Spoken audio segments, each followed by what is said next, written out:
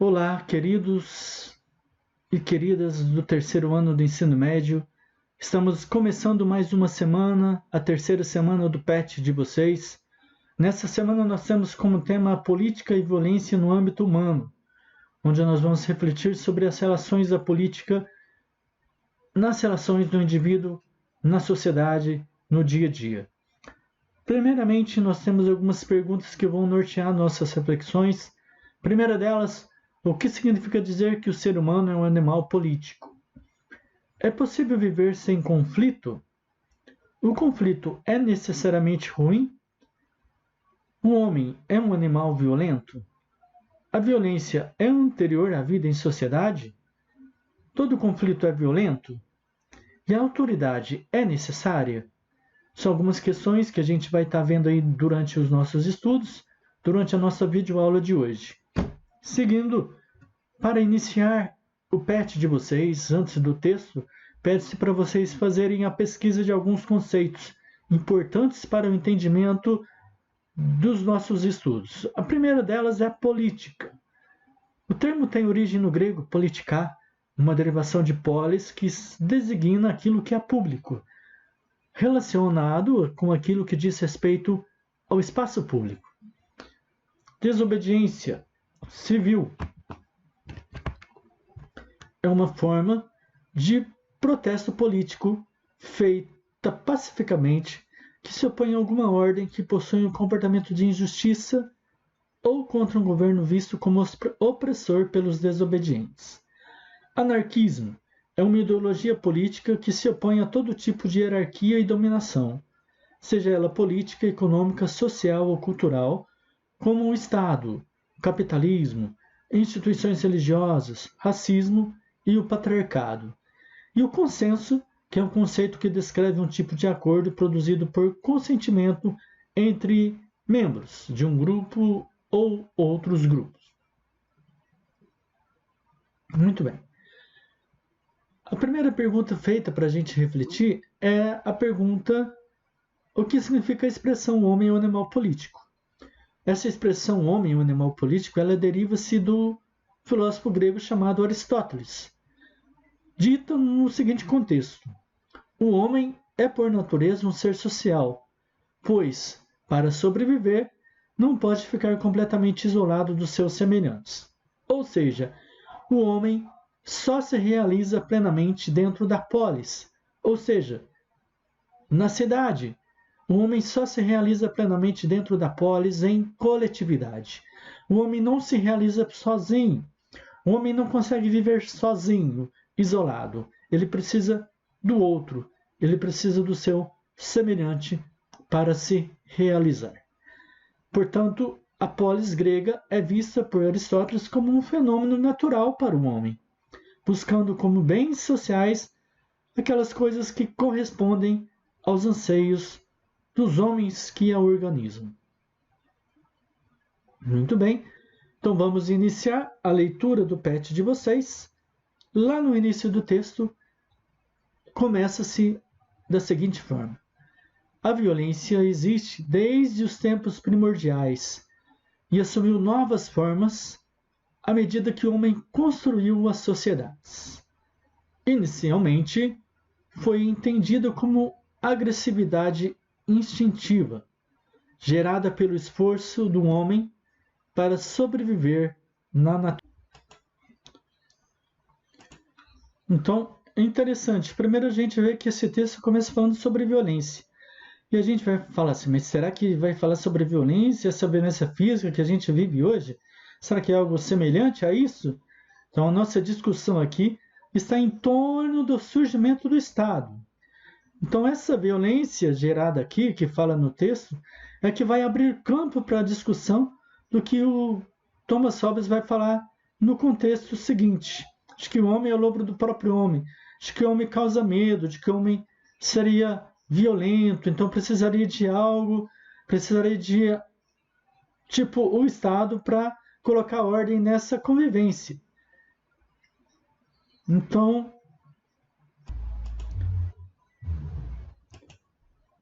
após essa introdução, nós vamos lá para o segundo parágrafo. É no período em que se instauram os Estados modernos que se coloca de modo mais radical a pergunta sobre o que é poder político, sua origem, natureza e significado. Pergunta que traz consigo a reflexão sobre a violência, já que ela poderá ser utilizada como estratégia para a conquista e manutenção do poder, como afirma Maquiavel em O Príncipe. Então esse é o Maquiavel. Nasceu em 1469 e faleceu em 1527. Ele estava junto do governo dos Médicis na Itália, inclusive ele que auxilia o governo Médici sobre como governar, sobre a arte de governar, como um rei deveria governar, né? Ele fala de que um rei nunca deve ser amado, mas sempre elogiado. Então Maquiavel, ele concebe o pensamento político moderno desvinculado dos conceitos éticos do pensamento antigo e dos valores cristãos no período medieval. Então a política até então ela era vinculada aos conceitos éticos da Grécia Antiga e aos valores cristãos do período medieval. Aquele conceito de política, de favorecimento do bem comum, aqueles conceitos éticos elaborados por Sócrates, por Aristóteles, aqueles valores cristãos do período medieval foram desvinculados. Então, o Maquiavel ele faz uma separação entre a política teórica e a política prática. Até então, ele faz uma distinção desse conceito. Então, muitos afirmavam que o papel da política seria o de regular as lutas e tensões entre o povo e os poderosos. As tensões entre classes existirão sempre. Segundo Maquiavel, buscar o apaziguamento é uma ilusão. Então, Maquiavel vai dizer que as tensões entre classes, aquele descontentamento de uma classe em relação a outra, sempre vai existir. E que buscar o bem comum entre todos é uma ilusão. Não era possível mais, segundo Maquiavel, e a gente vai ver que é justamente isso que acontece nos dias de hoje. O bem comum entre todos foi aniquilado. O foco para Maquiavel sempre foi o Estado, não aquele imaginário que nunca existiu, mas aquele que é capaz de impor a ordem.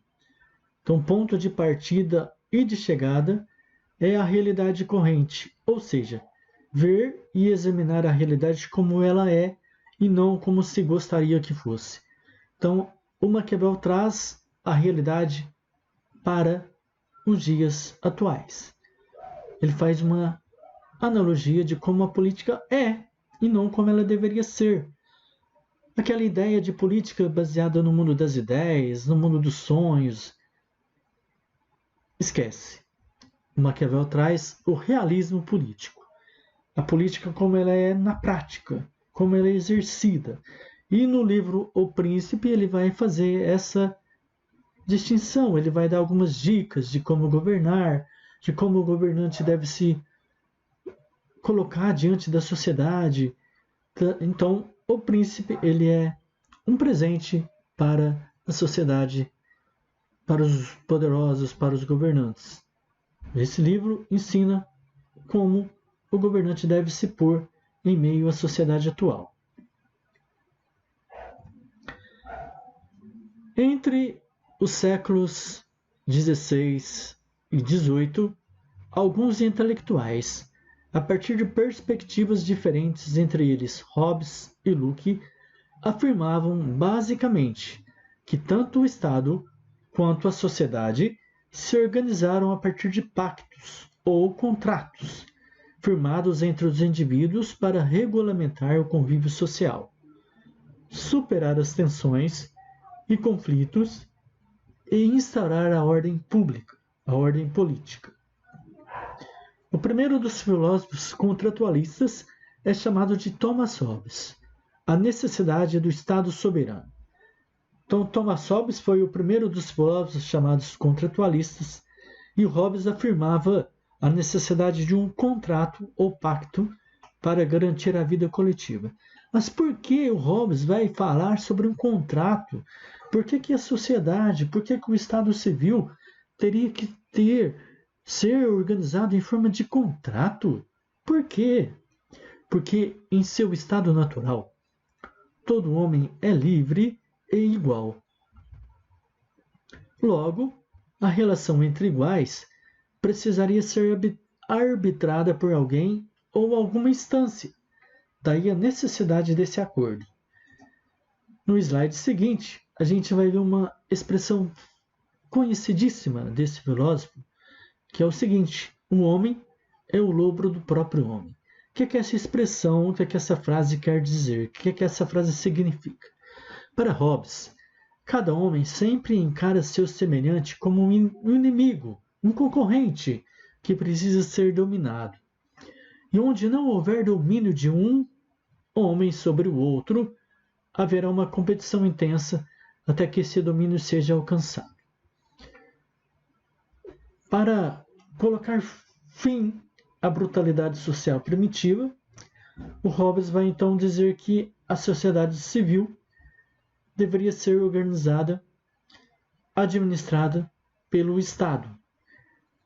Para que isso ocorresse, os homens tiveram que firmar um contrato entre si, pelo qual cada um transferiria o poder de governo sobre si próprio para um terceiro, para que esse governe a todos, impondo ordem, segurança, paz e direção à conturbada vida social.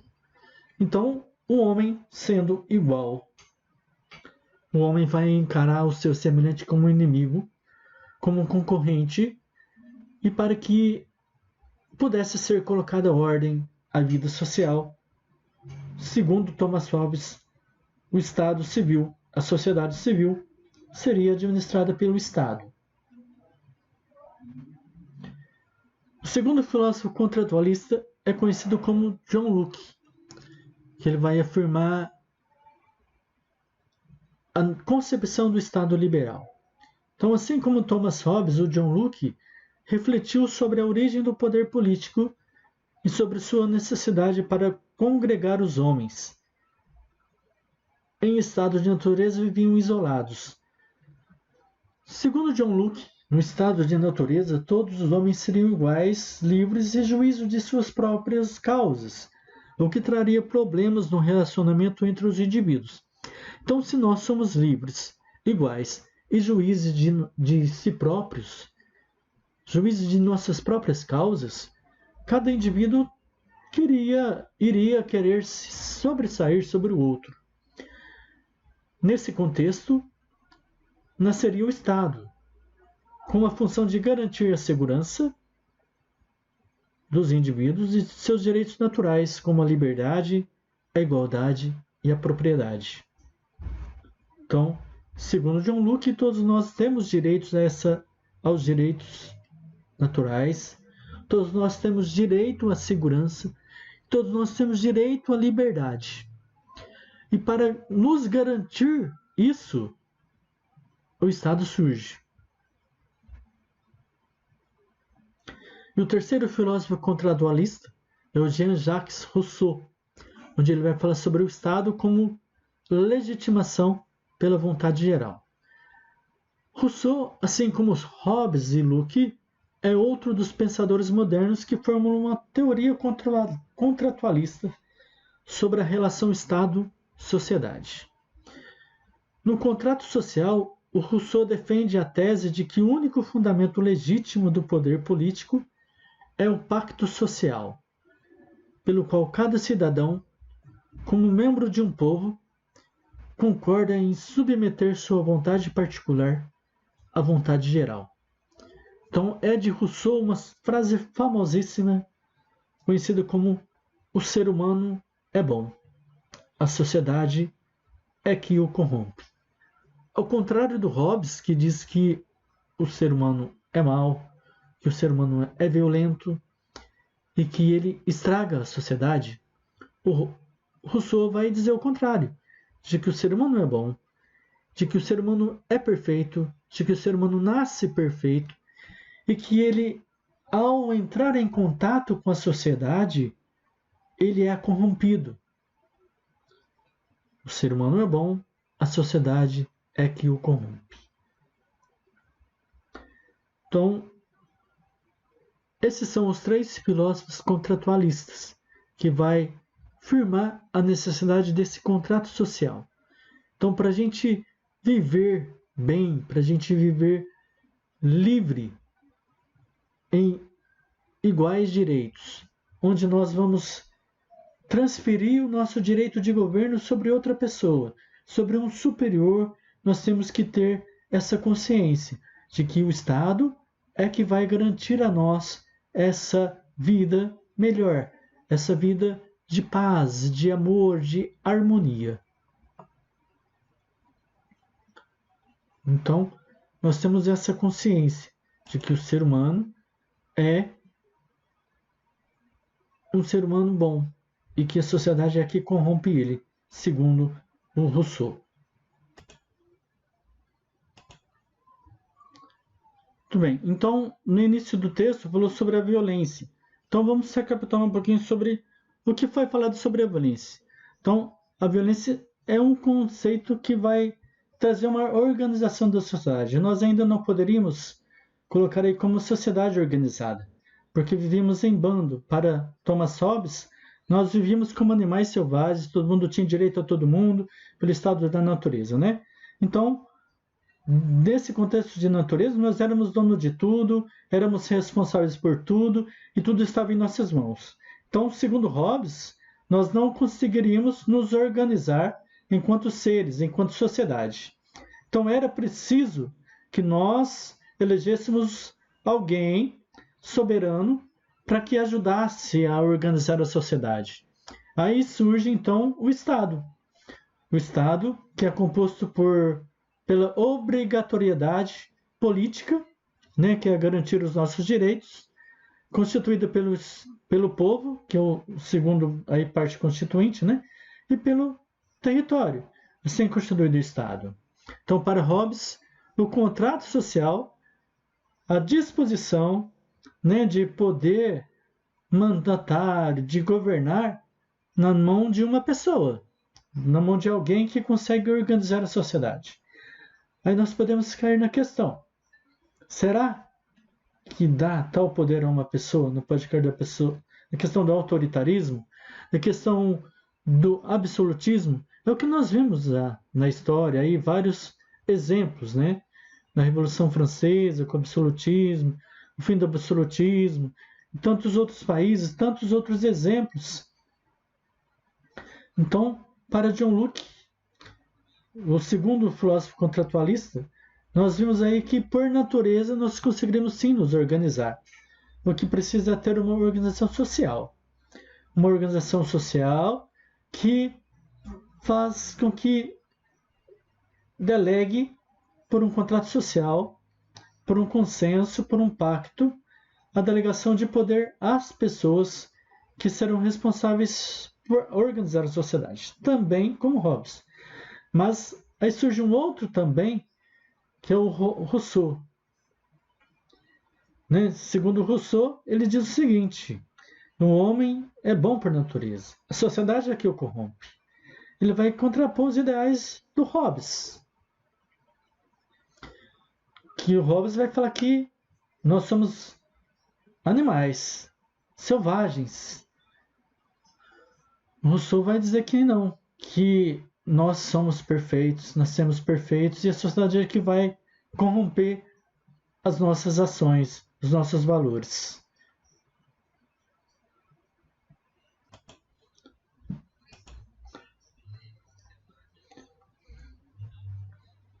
E aí eu parto agora para as atividades de vocês. A primeira delas, vocês vão estar aí contextualizando as perguntas com o material proposto, com o texto de vocês.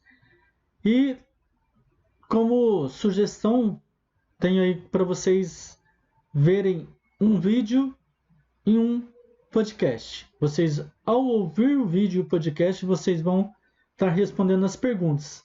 A primeira delas: quais são os motivos que levam a sociedade a elaborar o contrato que dá origem ao Estado, segundo Hobbes? Então, por quê? Por que nós, humanos, por que a sociedade, ela sentiu a necessidade aí de criar um contrato social? Por qual motivo a sociedade foi obrigada a elaborar esse contrato que dá origem ao Estado? Então, o Estado ele vai surgir de acordo com os contratos sociais. Mas por que teve que existir isso? Por que o Hobbes diz que tem que ter esse contrato social? O que ele alega? Quais são os motivos que levou a sociedade a fazer isso? Pergunta número 2. Pesquise, compare e registre a posição de Rousseau na questão do contratualismo com relação a Hobbes. Então, já foi falado aqui a questão da posição de Hobbes e qual é a posição de Rousseau. O que o Hobbes pensa, o porquê que deve criar o contrato e por que o Rousseau pensa. Então, vocês vão comparar os dois pensamentos, certo?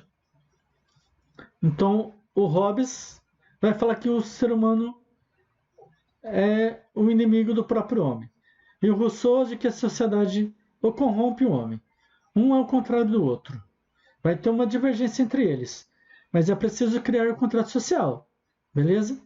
Então vamos para a questão número 3. No Brasil, a lei é aplicada de todos de forma igual, justifica sua resposta. Resposta pessoal.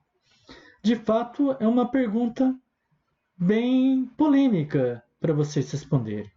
A lei é aplicada de forma igual? Há uma igualdade? Qual que é a diferença de igualdade e equidade? É importante vocês diferenciarem esses conceitos, porque aplicar a lei de forma igual é uma coisa, com equidade é outra. Aí vocês vão analisar esses conceitos. Aplicar a lei de forma igual. Alguém comete um crime, todas as pessoas que cometem crime é levada ao tribunal. Mas todas as pessoas podem ter um representante, um defensor. O Estado deve garantir isso. Isso é equidade. O Estado garantir o direito de defesa a todos. Então, é a mesma coisa a gente falar assim, por exemplo, vocês vão fazer o Enem, todo mundo pode fazer, todo mundo, sem exceção. E ao fazer a inscrição para o Enem, ela é perguntado sobre algumas deficiências. Então, todo mundo tem o direito. Eu faço a prova, e uma pessoa com deficiência visual, por exemplo, vai fazer a mesma prova. Essa pessoa com deficiência visual vai ter uma prova diferenciada para ele, vai ser colocada para ele condições para ele fazer essa prova de forma como todos os outros. Isso é equidade. Colocar algumas questões que favoreçam a possibilidade daquela pessoa fazer. Número 4. Para você, existe algum uso legítimo da violência em nossa sociedade? Explique sua resposta. Essa questão aí, eu quero saber o seguinte: é legítima usar de violência para algumas coisas? Você acredita que nós temos que usar de violência para conseguir algo? E aí você vai dar a sua opinião. Violência de fato gera violência. Aí você vai ter que fazer uma análise dessa questão. Na sua visão, é possível fazer uso legítimo da violência em nossa sociedade? A violência gera violência. Você vai ter que analisar esse conceito. Certo? E o número 5. Anote suas impressões ao ouvir o podcast Filosofia Pop. Então, é importante vocês ouvirem o texto, o podcast Filosofia Pop, porque ele vai falar sobre essa questão da política, da violência. Então, Ao ouvir o podcast, vocês vão ter um direcionamento das questões. E aí você vai anotar suas impressões pessoais, certo? Então, nessa semana é isso. Bons estudos e até o nosso próximo vídeo. Lembrando a todos que eu estou à disposição de vocês para tirar dúvidas, para sanar as dúvidas que vocês tiverem com relação ao material. Me procurem aí no WhatsApp, nos grupos da escola. Muito obrigado a todos. Na próxima semana estaremos aí novamente com o nosso próximo vídeo. Muito obrigado e até a próxima!